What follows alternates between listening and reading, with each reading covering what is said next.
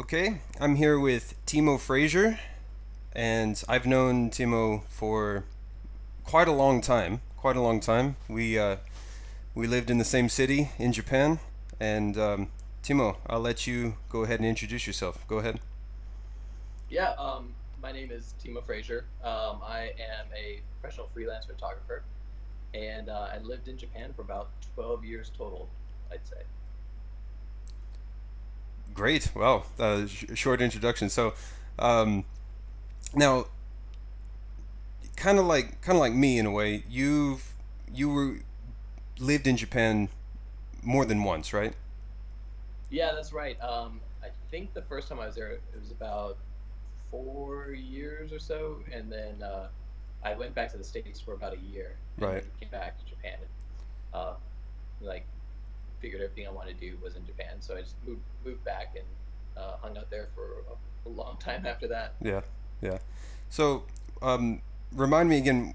When did you first move to Japan? What year was it? My first time going to Japan was 2006. When I got there, I moved uh, to Chiba-ken, and I lived in a little tiny town called Sawarashi or Katorishi. Um, and there is literally pretty much nothing there. It's very famous in Japan because it has like a lot of waterways. It's basically where all the rivers in Japan kind of merge. So it was a great place to live when I first got there because it was just gorgeous.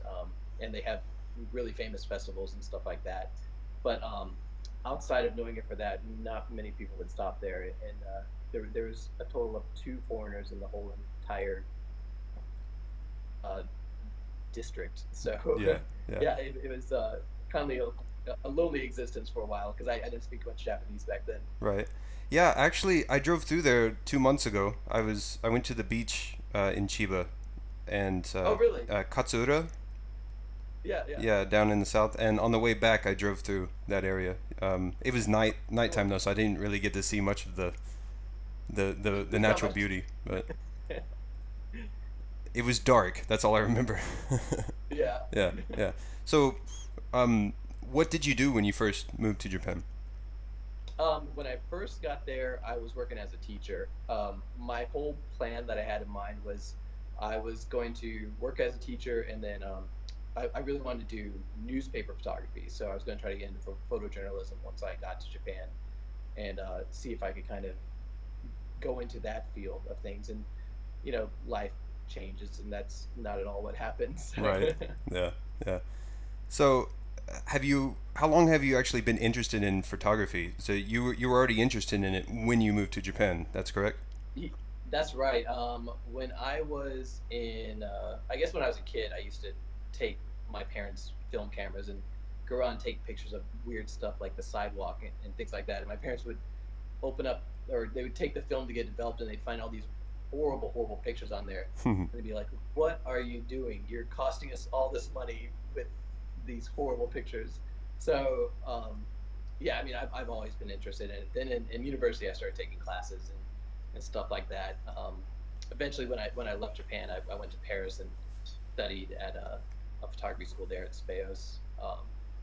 And yeah, I mean, it's always been something that I've been interested in, and kind of, I mean, even today, I keep continually growing with it. So, Right. Right. thinking things I do. Yeah. Yeah. I'm curious to see your journey from an aspiring newspaper photojournalist to starting your own freelance business that seems to be quite successful. So, um, when you when you move, how long were you in Chiba? I was in Chiba for about 6 months. Then after that, after the 6 months, I was like, I realized that I couldn't do a lot without Japanese, especially in the area I was in. Nobody spoke enough English to be able to for me to do the stuff that I wanted to do. So at that point, I kind of started to give up, and I was going to move back to America and kind of take things back up there. So I went home for Christmas, and I was in America, and a friend of mine called me up and asked me if I wanted to come work in Utsunomiya, and I'd been to Utsunomiya quite a few times to meet up with friends and things like that. So I I said, yeah, why not? So I moved back to Japan and relocated to Utsunomiya. It's a bigger city, and the foreigner population is a lot bigger, a lot more people, and there's more English than where I was located at before. So um, yeah, I moved to Utsunomiya and kind of set up shop there for a few years. Still teaching, but then traveling to Tokyo on weekends and things like that to work in different studios and with different models. And um, I did that for a while. Then I moved back to America again. And while in America, I really started working a lot more with various models in Nashville, Tennessee, and songwriters and musicians and stuff like that. Um, just kind of shooting for them and helping to create the record album covers and different things, and really started playing around with studio lighting and stuff. Um, so while I was there, I another friend of mine gave me a call, asked me if I wanted to come back to Japan and work in Utsunomiya again. And America was having a bit of a recession at the time, so I said, "Yeah, why not? Let's go for it again." So I moved back to Utsunomiya and kind of did the same thing I was doing before. I was traveling down to Tokyo, and at the same time, I was working as a teacher during the daytime, and I was just kind of living like two various lives and spending a lot of money on train tickets. And then after a while, I um, decided to move down to Okinawa, and I spent about a year there, um, just doing some work down there before I came back to Tokyo or to Yokohama. And while I lived in Yokohama, I set up my own home studio, and I started working for a photographer, a fashion photographer named Masatoshi Yamashiro, very famous fashion photographer in Tokyo. And I was doing assistant work for him and um, kind of setting up all of his lights and stuff like that. And then I was working behind the scenes on a lot of stuff, like a lot of various advertisements and some magazines that people in Japan might even be familiar with. Eh, so I was doing this for quite a while, for my last few years in Japan, and from that point on, I decided like fashion photography is all I wanted to do. That was my main focus after working in the industry.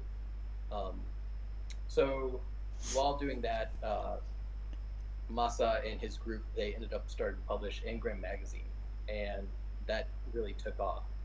And so I had all my contacts there, and then I was doing that, and I loved everything I was doing, but at the same time, working in Tokyo as an English speaking photographer is not always the easiest thing because wherever you're at in Japan, there's like at least when I was there, the English level was only got you so far.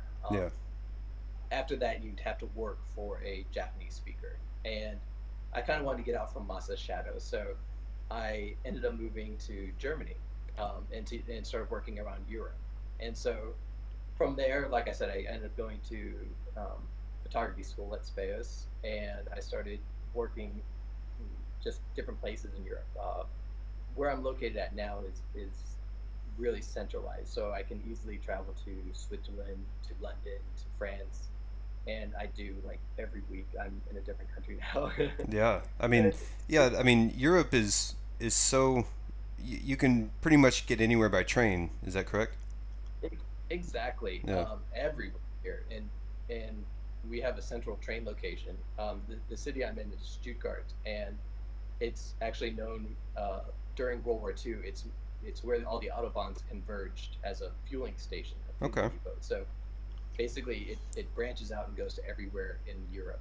So Wow. Yeah. So you picked a prime location then for yeah, yeah. yeah. Now, so you basically used English teaching in Japan as like a springboard to get to where you wanted to be. Is that right? That's exactly right. English teaching was an easy career path, and I say easy as in it was easy to get into. Yeah. The work itself is of course can be very trying, very difficult, and you receive from it exactly what you're putting into it. But Exactly. it got me set up and gave me steady income so that I could do the things I wanted to do while I was there. Great. Yeah. Yeah. I mean, That's in my view, you did exactly, what you're supposed to do with that. If you have a goal in mind, just use it as, a means to an end, Yeah, yeah, Yeah. exactly. So, you said you knew some people in Utsunomiya while you were living in Chiba. Did you know them Mhm. from before you moved to Japan, or how did you end up meeting these friends in Utsunomiya?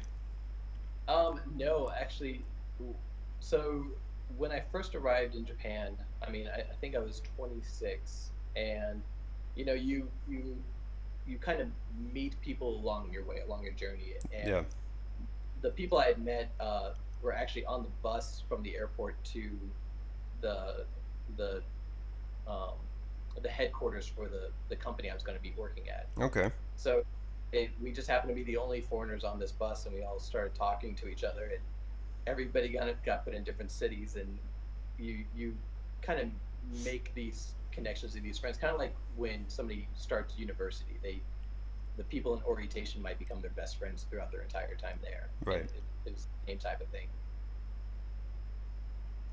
Yeah. So, it's just luck how you meet certain people that give you certain connections throughout your life. Exactly.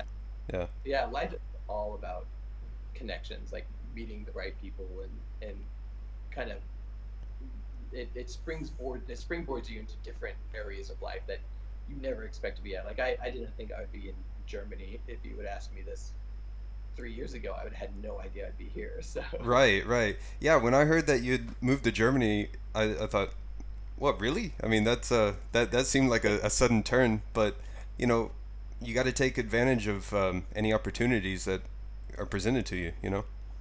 yeah, exactly.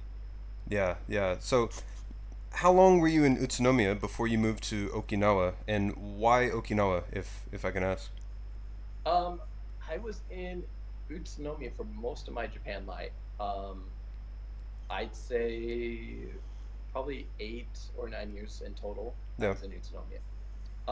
Okinawa because I was shopping around for different jobs, basically, trying to see what I could get and where I could end up.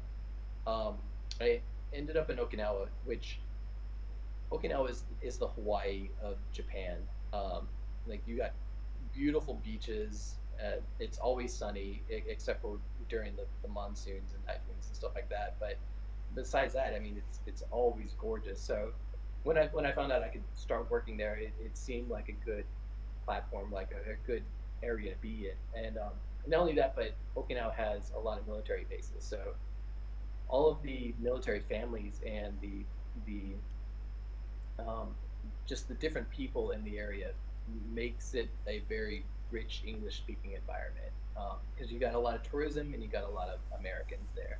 So it was very easy for me to go down there and start working as a photographer and kind of meeting new clientele and working within the military communities to kind of uh, make my skill a little bit better and to get more business, honestly. Yeah. Yeah. Yeah. Yeah. You're right. If you're looking for more English speaking connections, in terms of Japan, Okinawa is probably your best bet to go to, other than Tokyo. Yeah, Maybe even more definitely. so than Tokyo, I'd say. I'd say so too. Yeah, it was unreal. It was almost like stepping back into America in a way, in a lot of ways, because yeah, you still have a lot of the Japanese culture and the friendliness of the Okinawan people, but at the same time, there was you can go to an A&W root beer shop Hmm. and order hamburgers and stuff like that, and root beer floats, and that I mean, it was kind of the best of both worlds in a lot of ways living in Okinawa. Yeah, like I've heard, especially compared to where Utsunomiya is, we're in the Kanto area, that th- just the lifestyle of Okinawa is completely different. It definitely is. It's island life. Mm-hmm. Like if you ever go to Hawaii or anything like that, you notice it too. If you say you're going to be somewhere at 3 o'clock, that means somebody might show up at 3:15 or 3:30 because you're on island time at that point, and Right. it's easygoing and very relaxing. And unless you have deadlines, then it can be very stressful. Yeah. Yeah. Well, yeah. I mean, as you know, the main island in Japan, punctuality is almost everything. Being on time is being there early. Yeah, that it was very strange to go from mainland to Okinawan life to island life because yeah, in mainland you have to be at your appointments on time, and if you're not, then you start getting phone calls and people are worried that something happened to you. Yeah. Um, in Okinawa, it's not so much the same thing. It's you you you there's traffic, you're driving the car, you're not relying on the train system, and it's it's a whole different environment. The Okinawan people are also very different than mainland people. They they're just they're it's just a very different culture Right. in Yeah, all it's just reality. Yeah, more relaxed, right? yeah, oh, a lot more relaxed. Yeah, yeah. Well, that sounds like a nice place, honestly. Now, but I've also heard that being, you weren't part of, you didn't work actually with the military, or you weren't part of the U.S. military, but were you ever mistaken for a U.S. military person while there, being an American? Yeah, I was with the Americans I wasn't so much because I don't look like a military person. Right. Yeah. Long hair and a beard and um so not so much there, but with the Japanese people there, I would walk into places and speak Japanese, and you would they if there was any there are some locals there who would have some animosity with the bases, and it's kind of known throughout if you watch the news and stuff like that. So if you're in any of those places, you can kind of detect that type of animosity. But for the most part, like the Okinawans are just excited and happy to have meet new people, Right. or to have met new people. So it's but yeah, I was often mistaken for a military person, or a lot of people there just didn't expect me to speak Japanese, Right. and that's the same thing throughout Japan too. Anytime you speak Japanese, people are always surprised by it. So Yeah. Yeah. Yeah. Especially up here. I like I've said before, I either get two assumptions with me while I'm here, and that's either they try and speak English because they assume I can't speak Japanese, or because it's a small city, it's like they're not even going to try with English, so they hope I speak Japanese. When luckily I do, yeah, so it's they're you can see kind of the relief on their face. They're like, okay, I don't have to struggle through English to speak to this guy. But yeah, yeah. so you said you were in Okinawa for about a year, is that right? Yeah, for about a year, I'd say right on a year, and then decided to go back to mainland after that. Okay, and you went this you went back to the Tokyo area. You say Yokohama, right? Yep, to Yokohama. Yeah, So I was far enough outside of Tokyo where I didn't have to pay the really high rent rates and things like that, yeah, but close enough to where I could just jump on a train and start working and stuff like that really quickly. yeah, yeah. And you said the goal was to meet um, this Masa guy, correct? Or you just happened Um, to meet him randomly, and it just one of those chance meetings again? when I moved back to Yokohama, I of course wanted to kind of start branching more into the Japanese side of things because I had done what I wanted to do in Okinawa, and I was looking to kind of progress. And then I saw an ad for Masa. He was looking for assistance, and so I reached out to him and yeah, showed him my portfolio and everything, and he loved it. He was excited to have me work on his team, and from there we just started. Like he already had his connections, he already had his contracts, and he works as a freelancer. So from there we just kind of hit the ground running, and yeah, I was going with him and shooting in different studios in Shinjuku and Shibuya and stuff like that, Ueno, and uh, yeah, we just like almost every day there was a different shoot at a different studio, so we were always busy. Yeah, yeah. So during this time, was this your full time work, or were you still working with a company? And the reason I ask this is because of the visa situation. So the visa situation, I ended up getting some work at a company, Okay. just to maintain my visa. Right. But I was only working about 2 or 3 days a week at that point. The rest of the time I was either working for Masa or doing my own freelance photography stuff. Yeah, okay, okay, yeah, because just doing complete freelance work in Japan, I've heard that's a bit more difficult to get your visa than It going through a company, is, an established company. yeah. So I looked into it, and it is possible. You just, I mean, as long as you're keeping your tax records and stuff like that, it's possible to do. But with my limited Japanese and yeah, and things like that, it's so much easier to find somebody that will sponsor you and to give you enough work to be sponsored. So, right, right. um, yeah, I did it that way. Well, hey, man. I mean, like we said before, it means to an end.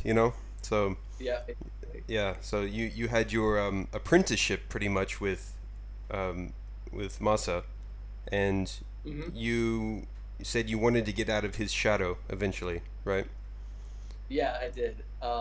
So, like I said, working in Tokyo, or even working in Japan as something like a freelancer, um, you either have to speak perfect Japanese or you have to work underneath somebody. And my Japanese is decent enough. It's good enough. I can order off menus and I can hold conversations with people. But when it came to like negotiating contracts and things like that, I wasn't going to get very far. So Right. um, yeah, so working for Masa was amazing. It was a great time, and we had so much fun.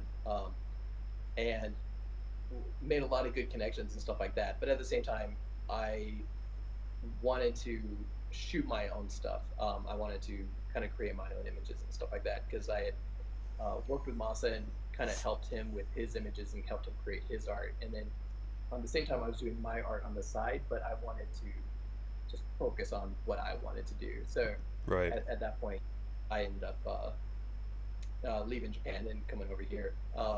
But like I still maintain great contact with Moss and everything. He actually came out and shot my wedding last year. So Okay. Okay. Yeah. I mean, uh, such valuable um, information and training and even friendship. You don't want to burn any bridges obviously with that. So right. yeah, yeah. Complete opposite. I mean, it seems like if he's shooting your wedding, you get along quite well with him. Oh So yeah, and the the the knowledge I got from working with him, I mean, it's irreplaceable. Even the schooling and stuff I've done, like that's hands-on experience with one of the best. So it was great doing that.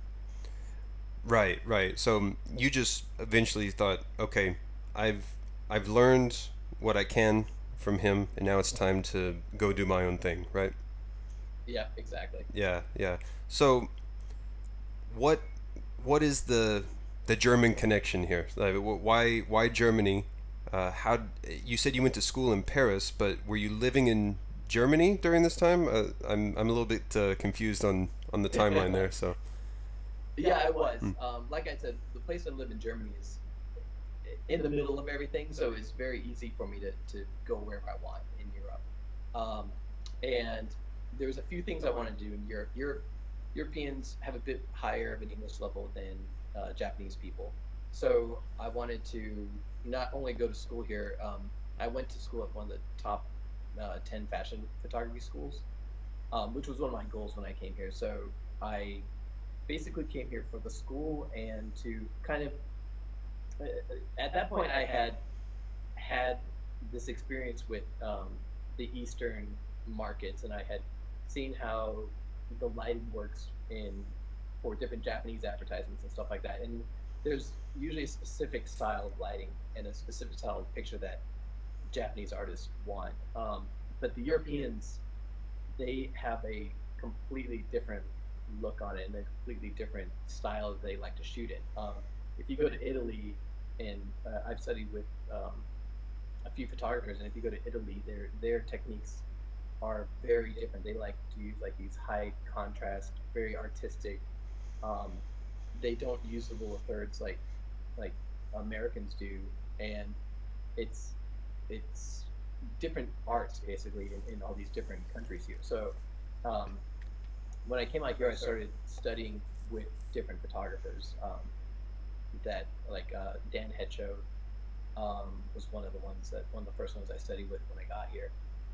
Um, and yeah, it was just at that point I wanted to expand past the Japanese arts, the Japanese techniques. I wanted to kind of get something different, and even American styles are very different from European styles. So Right. I, Right. yeah, Yeah. I'm not too familiar with photography styles, but I know from film that European film was very very different than American style film. So, um, yeah, yeah, yeah, they do things very differently over there. So, yeah, exactly. It's they're so different. It's a different eye, a different look on everything. So I just wanted to come over here and study with the Europeans for a while, and then eventually I'll my plan is to take it back to America, everything that I've gotten throughout the different places I lived, and kind of be versatile, but also be able to create things based off of my the different techniques that I've acquired.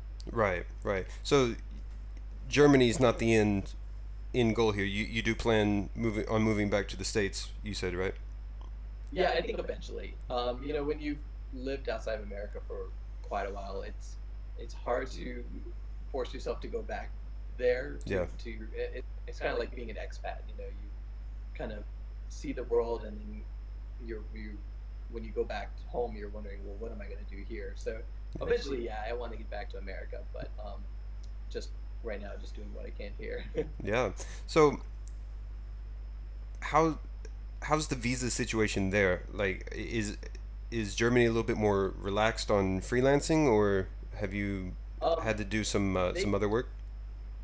They are. You can do self sponsorship, but I went ahead and I'm used to doing the getting a sponsored visa, so I went ahead and signed up doing some computer work here Oh, to maintain a visa, and then I go through and work as a freelancer on the side. okay. Yeah, actually, my cousin lives in Germany now. He used to be part of the U.S. military about 10 years ago or more, about 15 years ago, and he was stationed in Germany, and then he once he got out, I think he was deployed in Iraq a couple of times, and then um, he finished his tours and finished his active duty, moved back to the states, and I think he got a job doing some computer work as a contractor for the U.S. military, and now Okay. and he was around like the Washington D.C. area, but now they were going to move him to Japan at I think Yokosuka maybe, but then they at the last minute they said, nah, we're going to ship you off to Germany. So he's around that area as well. So That's cool. He might be in the same area because there's quite a few military bases in this area also. okay, I'll ask him and see what he says. So that's cool. Yeah, but when you were living in Japan, what did you find was the most difficult aspect of living in Japan was, and with that, was Japan also the first foreign country that you lived in outside of America? Yeah, it was the first foreign country I lived in. Growing up, we lived all across the United States. My dad was a songwriter, so we kind of moved around from city to city, trying to get closer to Nashville. But it didn't prepare me for moving to Japan. Hmm. I remember when I first got there, just you're kind of blown away by how different um, Asian culture is from Western culture. Things that you don't expect. Like, for example, I went and ordered food on a menu, and I deciphered that I was ordering chicken, and then I got brought out a plate of either chicken cartilage or chicken hearts. I don't remember what it was, but um, it was not what I was expecting. Especially, in America, you go to Japanese restaurants and you get shrimp sauce and stir fried rice or something like that, and it's the food is so different in Japan. It's not at all what you're led to believe while living in America. Right. So I don't know. I think the hardest part of me living in Japan was always the language. It's because no matter how far you progress in Japanese, you never feel like you're good enough. Yeah. Like your Japanese level is good enough. Yeah. Because your either your vocabulary is too limited or your kanji is too limited. You don't know enough how to write enough kanji words, or maybe your pronunciation is just off enough to have people question you Yeah. or not know what you're saying. I remember when my sister came out to visit me, she went down to McDonald's and she wanted to order a hamburger with just plain hamburger. And so I said, okay.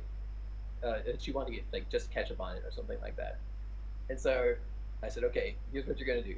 You're gonna go down there and you're gonna say hamburger ketchup and no meat. And she goes, she practiced it and Hmm. practiced it. And I said, okay, make sure you don't say hamburger. You have to say hamburger and things like that. So she goes there and she orders the food. She said hamburger ketchup and no meat.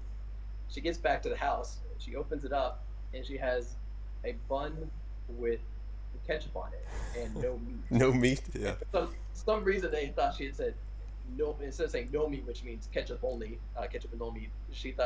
They thought she was saying ketchup no meat, and Oh so man. things like that just would always like kind of drive you crazy in a way because you're like, it. Where does it make sense to order a hamburger with only ketchup on it? Exactly. Exactly. And I'm actually that's surprising that they would actually do that. What was it like 2 years ago? A friend of mine came to visit, and we went to a fast food restaurant, and he tried to get the sandwich without just one condiment on it, like no mayonnaise or something, and they said, "Oh, you Uh, can't do that. We can't physically remove the mayonnaise." He's like, "Make the sandwich without the mayonnaise," and they're like, like it couldn't compute, you know. I So I the I love Coca-Cola floats, like ice cream with Coca-Cola on it.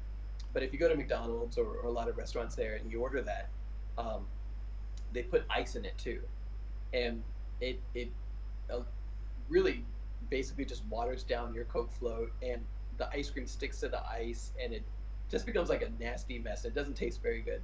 yeah, So I went to the McDonald's one day and I said, um, yeah, I want to order a Coca-Cola float and no ice on it. And they're like, oh, we can't do that. It's like, well, what do you mean you can't do that? And they're like, we can't do no ice. I was like, you just take the Coke and you put the ice cream in it. That's all I want. And they're like, no, it comes made with ice. And I was like, that doesn't make any sense at all. yeah, yeah. So That's why I said I'm surprised that she was able to get a bun with ketchup only. You know that just sounds, you know. the way I picture it, she probably just stood there and kept repeating the same phrase until they gave her a bun. Yeah, they're just like, okay, we give up. You know. Yeah. Yeah. No, I mean, it's really like small things like that that I've usually the only problems I've had here. You know, it almost seems sort of you know, it's if that's all you have to complain about, that's not really that big of an issue. You know, but Right. yeah, I mean, life here is pretty good. You know, for I guess for a foreigner living here, if you're from a Western country, you pretty much have the easiest way for a non-Japanese person. You know. Oh, it is like the country is so clean. The people are so friendly. They feel obligated to help you if you ask them for help, which is something that you don't get in a lot of countries. You could ask somebody, "Hey, what's a good restaurant?" If they don't know, they'll get back to you within a week and tell you a good restaurant. Right. So, like, it's such a great place to live. And like I miss it a lot of times. Like there's so many things as I live in different countries that I don't know. Japan and Utsunomiya specifically are still my home in a lot of ways. So Yeah. Yeah. yeah, I miss being there. No, you talk about just being extra polite. I've seen store clerks literally chasing a customer down the street because they didn't give them the right change, and they were chasing after them with 20 yen change, which is like around 20 American cents. So Right. it's that level of customer service and dedication that you think there's nowhere else on earth that is like that. Yeah, definitely. Yeah. Now, how do you find? You said, before we were started the podcast, you were mentioning the people in Germany reminded you a lot of people in Japan. How do you? What are some of the same sort of traits that you find, and what are some big differences that you've found? Um, Germans, yeah, Germans and Japanese people. This has basically been a really easy transition for me. I think if I had gone straight to America, it would have been more of a culture shock for me. And anybody who's lived in Japan for a couple of years and then goes home to visit their country experiences that culture shock. But when I got here, I didn't have that type of culture shock because the Germans are very quiet. They kind of keep to themselves. They don't like to throw off somebody else's life. So, for example, if you're on the train or something like that, you're not going to see a German person taking up two seats with their feet on the second seat or anything like that, as you might see in some other countries. Um, and they're I don't know they just have a lot of similarities in that way. They also are very upfront uh, about things. So, for example, in Japan, you might have somebody who hasn't seen you in a long time. They're like, "Oh, it's great to see you. You're getting kind of fat," but something like that. And it is not meant in a rude way. Right. It's just, yeah, it's just them commenting on how you physically changed since the last time they saw you. And Germans will do the same thing. They'll be like, "Oh, you're eating a little too much McDonald's" or something like that. Yeah. And it's that same type of uh, almost abruptness that you kind of find in Japan, which you a lot of times you might be taken aback by it, but for me, I mean, I lived in Japan for so long that I was used to it. So coming over here was not a hard uh, thing for me to get used to as far as being with people here. Right, right. Yeah, I remember when I first moved here, the most someone said something to me that was it initially shocked me, and I didn't know how to feel about it. And I later found out it was actually kind of a compliment, but the way this woman said it I really did not know how to react. But um, I'm walking into a building, and I don't know if we bumped into each other, or we were just kind of crossing paths at the same time. But her initial shock was obviously I was so much taller than she was, but so that kind of threw her off. But then the first thing she says when she looks at me is not, "Oh, I'm sorry," or "Excuse me," or anything. Is, "You have a really small head." And I go, obviously in Japanese, and I just go, "Okay, hello," So yeah, and uh, that was the end of that encounter, and I left it thinking, that's not a normal encounter. Like, why would she say that? And I talked to a Japanese friend later, and they said, "Oh, that's like a compliment." I go, "Really? Like, having a small head is good, And then that made me a little bit like, gave me a complex. Like, is my head really small? So I worried about it for a while. You should just bowed really low to them and said Yeah, "Arigato." yeah, yeah. But I I was always told that I have anytime I met anybody new or anytime like especially when I was teaching, if I'd go to a school, the first thing I would hear kind of echoed throughout the hallways was big nose, yeah. or long nose, hanatakai. Like Hmm. you hear it everywhere, and it. My first few years, I had such a complex about my nose. I was like, this thing is must be huge, and I mean compared to Japanese people, like commonly my nose is a lot bigger than theirs. So after a while, I just got to the point of saying hanhikui, which means like you have a short kind of midget nose. Yeah, a snub nose or something, right? Yeah, yeah. Yeah, yeah.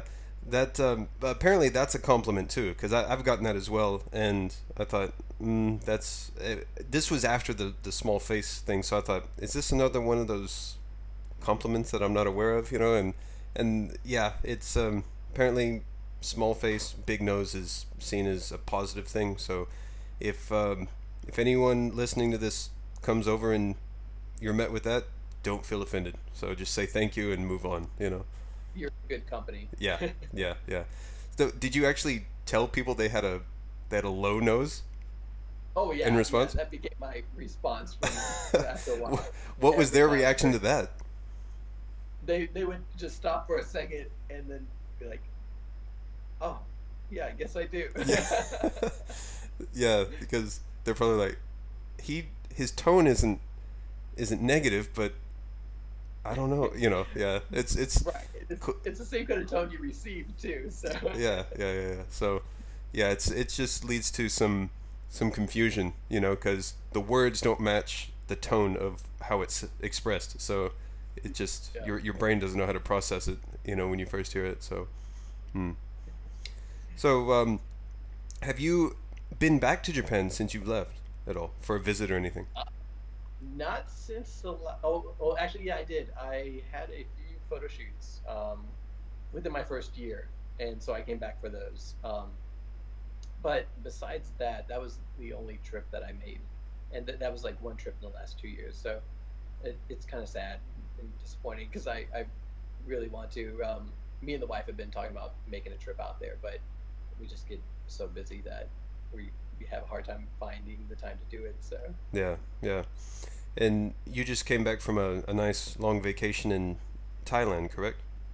that's right. Yeah, we did. We went over there for about 12 days, Nice.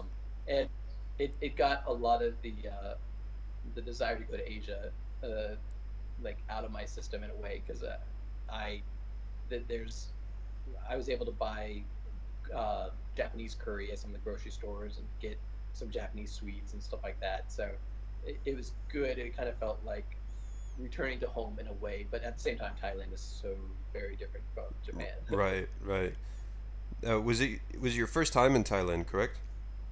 No, No? I've been to Thailand about 4 times. Oh, When you live in it, it's so easy to travel around to the different countries, especially the Asian countries like Taiwan, Thailand, Korea, um, Malaysia, Indonesia, and stuff like that. So Thailand was a frequent stop for me just because it's so inexpensive to get there, especially from Japan. And then once you're in Thailand, you're living off of $2 meals every day because the it, it, it it's just a very inexpensive place to be. right, right. Now, did you buy any some nice suits while you're there? I hear you can buy some cheap suits. I did, yes, Yeah, I did. yeah. Like tailored too, right? Like they Yep, yep. full tailored suit When for cheap. Hmm. yeah, I had three different fittings, and then came home with a new suit. Great, great. Yeah, yeah. I haven't made it to Thailand yet. I'd like to go soon. You definitely should. It's worth the trip, and like I said, it's very inexpensive. So you can, um, I think one year I went over there for about a month with $1,000 in my pocket, and I was fine. Wow, wow. Yeah, so your yen or your dollar can really take you quite far in Thailand then. And it's not really that expensive to fly to either, right? Right, from most countries. I think Japan you can sometimes get tickets between $100 and $400. And from here we ended up getting from Germany we ended up finding $500 tickets Wow. when we Yeah. went. Yeah, so it was a great deal. It's not normally not that price. I think it's maybe 700 or 800 most of the time from here, but we found a good deal and decided to take off. Well, it's still quite good. Usually when I fly back to the States, it's around $1,500 round trip ticket. Yeah, yeah. Last year I was able to get a good deal and have a round trip ticket for a 2 week trip for what was it, $700, including all the taxes and fuel costs and everything. So Right. yeah. Yeah, that was the hardest thing about living in Japan was how expensive it was to get back to America from there. Hmm. So I just stopped going to America. Yeah, yeah. I mean, it's expensive, but the longer I live here, the more normal Japan becomes. So getting out of Japan becomes a treat in itself. Like living here is still Right. great, but it's just you got to get out sometimes. Yeah. Yeah. So you travel all around Europe now doing photography. Um, what has been the best place that you've visited in Europe, in your mind? Wow. That is a loaded question. Hmm. I think probably one of my favorite places to go is Paris. And I know it sounds kind of cliche, but that's actually saying a lot.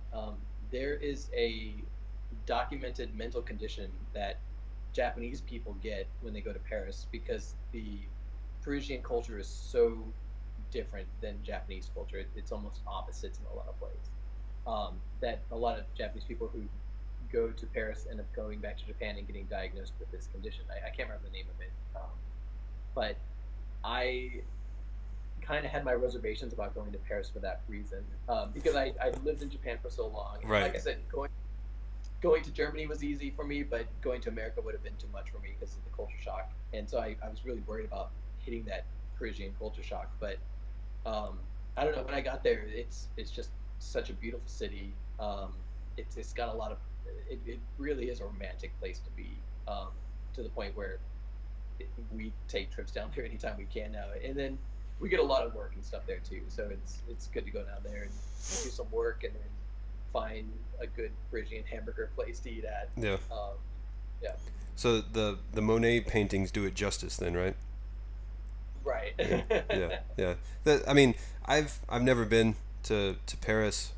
My image is just pop culture stuff, Eiffel Tower paintings and whatnot. So that's, but isn't Paris very different than the rest of France, though? It is. It definitely is. Like I said, we live on the border now. So if we cross over the border, it's not at all like Paris. Paris is a different world in its own. Hmm. That's for sure. Well, like Tokyo and the rest of Japan, or New York in America, it's you Mhm. find that with any world city compared to the country that it's in, it's just It- vastly different. yeah, and that's something else too that was really interesting about living in Japan is when I arrived, I expected Tokyo. I expected the neon lights everywhere. I expected buildings like skyscrapers all around me. I basically expecting to land into New York or something similar because of where my mind was at. But then I got there and we're driving through rice fields most of the time to get where we're going, which it was just completely surprising to me. Like rice fields and these amazing forests are everywhere. With like still these old style Japanese houses kind of scattered throughout the whole area.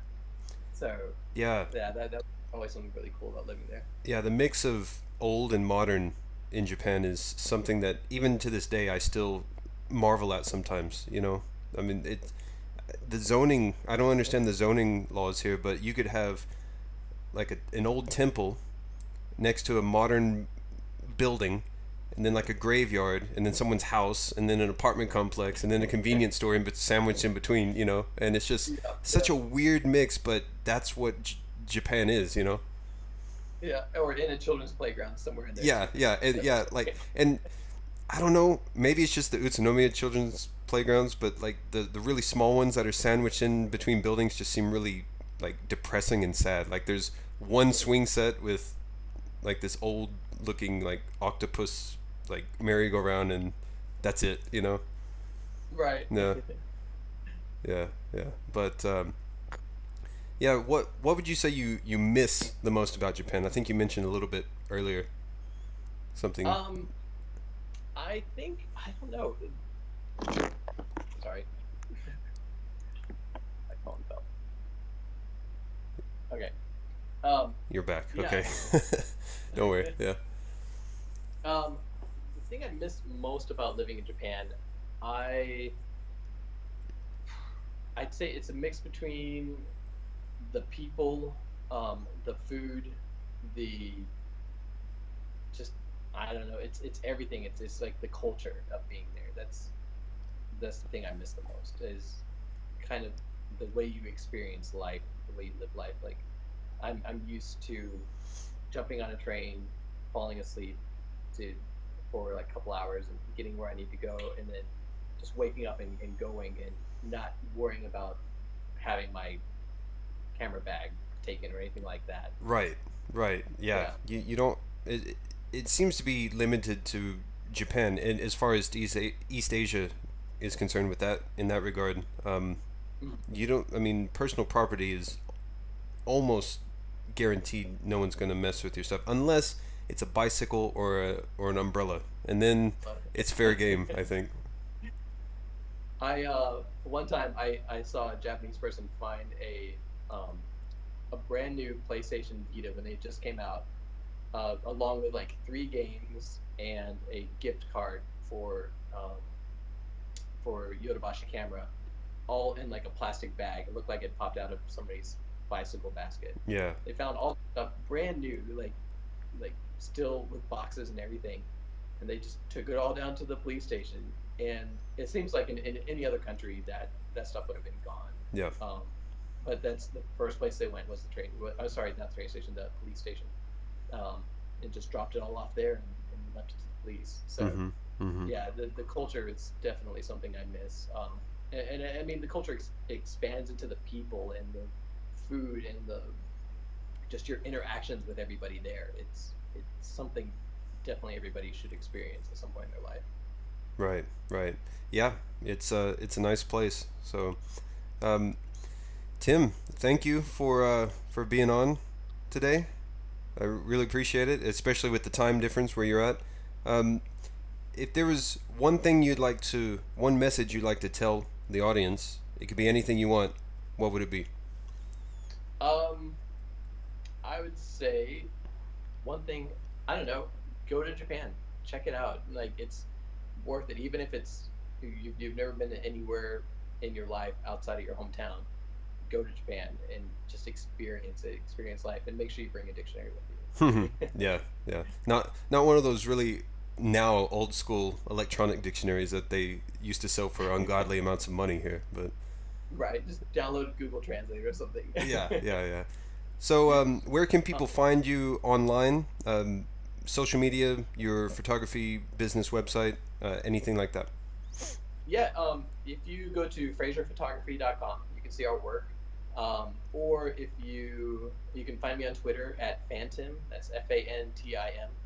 Same thing with Instagram at Fantim. And then Facebook, we're facebook.com/photographs with an F. So, but yeah, Frazier Photography is the place to find us. If you just do Google search, it will pop up everywhere. So Okay. Yeah, I'll have all of that in the show notes so they can just click down below.